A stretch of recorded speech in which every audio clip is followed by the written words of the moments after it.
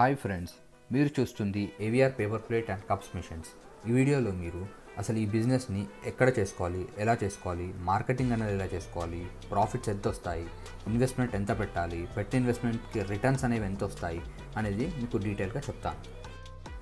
అన్నిటికంటే ముఖ్యమైనది ఏంటంటే, ఈ బిజినెస్ చేయడానికి మీరు ఆల్రెడీ జాబ్ చేస్తున్నట్టయితే ఆ జాబ్ని వదిలేయాల్సిన అవసరం లేదు. ఈ బిజినెస్ మొత్తాన్ని మీకు ఒక 5 పార్ట్లలో నేను ఎక్స్ప్లెయిన్ చేస్తాను.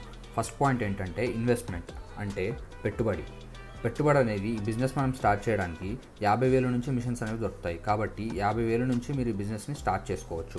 నెక్స్ట్ పాయింట్ వచ్చేసి స్పేస్, అంటే స్థలం ఎంత కావాలి. ఇది ఇంట్లోనే పెట్టుకొని ఇంట్లోనే చేసుకోవచ్చు. ఇంట్లో కరెంట్తో కూడా మనకు సింగిల్ ఫేస్ కరెంట్లో ఈ మిషన్ అనేది నడుస్తుంది. నెక్స్ట్ పాయింట్ ఏంటంటే ప్రొడక్షన్, అంటే దీన్ని తయారీ ఎలా చేయాలి. తయారీ అనేది ఇంట్లో లేడీస్ ఖాళీగా ఉన్న టైంలో కూడా దీని ప్రొడక్షన్ అనేది చేసుకోవచ్చు. నెక్స్ట్ పాయింట్ వచ్చేసి మార్కెటింగ్, తయారు చేసిన వాటిని ఎలా అమ్ముకోవాలనే డౌట్ అని అందరికీ ఉంటుంది. ఇది డిస్పోజబుల్ ఐటమ్, అంటే ఒక్కసారి కొన్న ప్లేట్ని ఒకేసారి వాడడానికి ఉంటుంది. అంటే తిని పాడేస్తారు. కాబట్టి మీకు ఒక 5-6 షాపులు కరెక్ట్గా దొరికితే ఆ షాపుల వాళ్ళకి మీరు రెగ్యులర్గా సప్లై అనేది చేసుకోవచ్చు.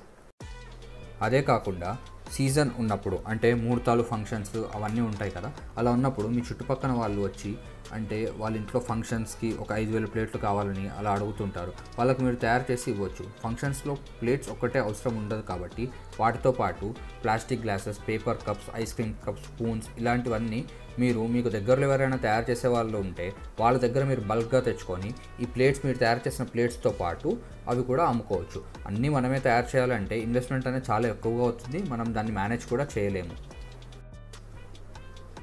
ఈ ప్లేట్స్ తయారు చేయడంతో పాటు ఈ ఐటమ్స్ అన్నీ మీరు ట్రేడింగ్ చేయడం వల్ల, అంటే తెచ్చి అమ్మడం వల్ల ఆదాయం అనేది ఎక్స్ట్రాగా వస్తుంది.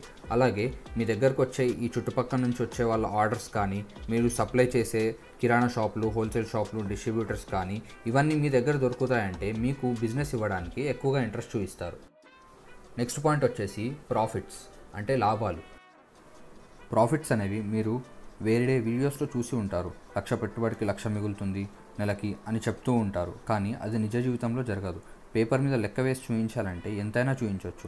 అలా 1,00,000కి 1,00,000 మిగిలేటట్టయితే పెద్ద ఇండస్ట్రీ వాళ్ళు కూడా అన్నీ వదిలేసి ఇదే బిజినెస్ చేస్తారు. వాస్తవానికి 50,000 నుంచి 60,000 ఈ బిజినెస్లో సంపాదించుకోవచ్చు.